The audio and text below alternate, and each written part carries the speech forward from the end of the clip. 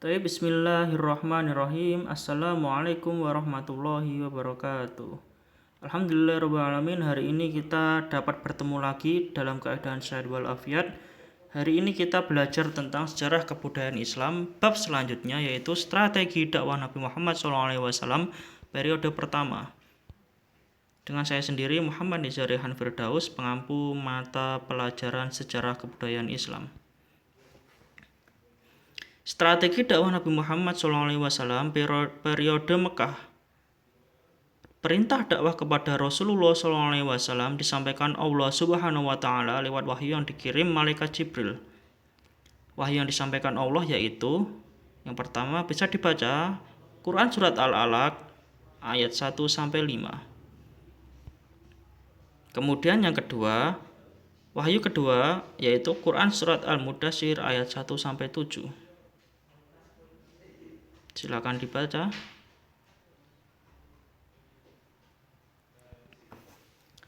Selanjutnya, dakwah Nabi Muhammad SAW secara sembunyi-sembunyi atau sirriyah.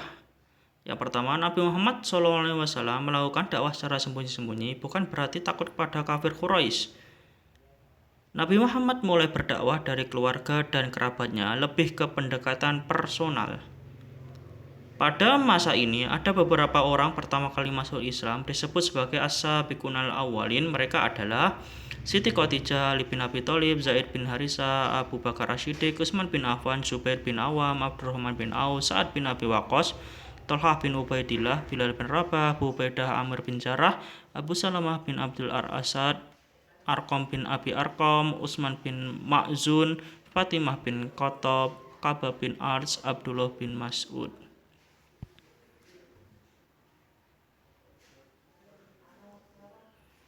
Kemudian dakwah Nabi Muhammad SAW secara terang-terangan atau jar. Dakwah Nabi Muhammad SAW secara terang-terangan pertama kali dilakukan di Bukit Safa. Isi dakwahnya yaitu bahwa tidaklah aku diutus oleh Allah melainkan untuk mengajak mereka menyembah Allah Subhanahu wa Ta'ala dan meninggalkan berhala. Kemudian yang kedua, dakwah Nabi Muhammad secara terang-terangan kedua kali dilakukan dengan pengumpulan keluarga di Bukit Safa. Ada 40 orang termasuk Abu Lahab. Isi dakwah yaitu peringatan ancaman bagi yang tidak beriman dan nikmat yang banyak bagi yang beriman. Disebutkan bahwa Nabi tidak akan menolong di hari akhir nanti, kecuali amal perbuatan sendiri yang menolong. Ketiga, pertolongan pada keluarganya supaya membantu dan memelihara Islam. Kemudian hambatan-hambatan dakwah Nabi Muhammad SAW di Mekah. Yang pertama, dalam dakwahnya Nabi Muhammad SAW mendapatkan banyak hambatan-hambatan. Salah satunya adalah intimidasi dan boikot. Sebab-sebab kafir Quraisy menentang Islam. 1. Mereka tidak dapat membedakan kenabian dan kekuasaan. 2. Nabi Muhammad menyerukan persamaan hak antara bangsawan dan hamba sahaya. Yang ketiga, pemimpin Quraisy tidak menerima ajaran tentang kebangkitan dan pembalasan hari akhir. 4. Taklid kepada nenek moyang. 5. Pemahat dan pembuat patung memandang Islam sebagai penghalang rezeki. Kemudian tantangan dan rintangan yang dihadapi Nabi dan pengikutnya. 1. Hinaan, ancaman, dan sisaan kepada Nabi. 2. Hinaan, ancaman, dan sisaan kepada pengikut Nabi. 3. Bujukan harta, tahta, dan wanita. 4. Membujuk Nabi untuk bertukar sesembahan. 5. Membujuk dan memprovokasi Abu Thalib.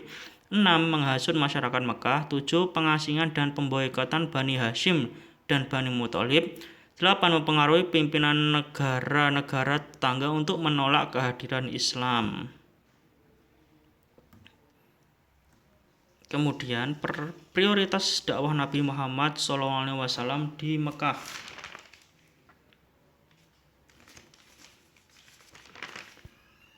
Yang pertama, mengajarkan ketauhidan. Jadi pada masa jahiliyah terdapat satu kepercayaan berbagai Tuhan, seperti menyembah berhala, bulan, bintang, jin, dan roh arwah nenek moyang, matahari, malaikat, dan ajaran tidak sesuai dengan ajaran Islam. Islam datang mengajarkan dengan membawa ajaran tauhid, penyembahan dan penerimaan hanya kepada Allah Yang Maha Esa tidak beranak dan tidak diperanakan. Yang kedua, kondisi masyarakat Mekah yang menyembah berhala. Ya, jadi Nabi Muhammad mendapat tugas mengajak seluruh masyarakat Mekah untuk menyembah Allah. Ajakan Nabi Muhammad tersebut sangat bertentangan dengan kondisi masyarakat Mekah pada saat itu yang menyembah berhala. Kemudian menegaskan adanya hari pembalasan. Nabi Muhammad menegaskan dan berusaha meyakinkan adanya hari kebangkitan dan pembalasan, mengubah perilaku masyarakat jahiliyah. Tradisi yang melanggar akidah yang baik, melanggar hak asasi manusia, merusak tatanan sosial dan tatanan pribadi yang dilakukan masyarakat jahiliyah. Nabi Muhammad berusaha meluruskan secara bertahap dan mencontohkannya dalam kehidupan sehari-hari yang diberikan gelar sebagai rahmatan lil alamin. Jadi dia akan menjadi nabi dan rasul. Masyarakat Mekah akan kebaikan dan kejujuran Nabi Muhammad SAW. Yang terakhir, mengangkat dan melindungi hak asasi manusia. Ajaran Islam tidak dapat diperbudakan karena sederajat manusia sama di hadapan Allah. Yang membedakan adalah ketakwaannya. Modal keberhasilan Nabi Muhammad SAW dalam berdakwah di Mekah.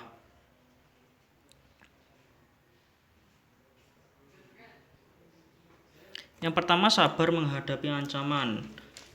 Ya, jadi Nabi Muhammad itu sabar dalam segala ancaman, tantangan, dan hambatan. Kegigihan dan keuletan. Nabi Muhammad mempunyai kegigihan dan keuletan dalam menyebarkan dakwah Islam di Mekah.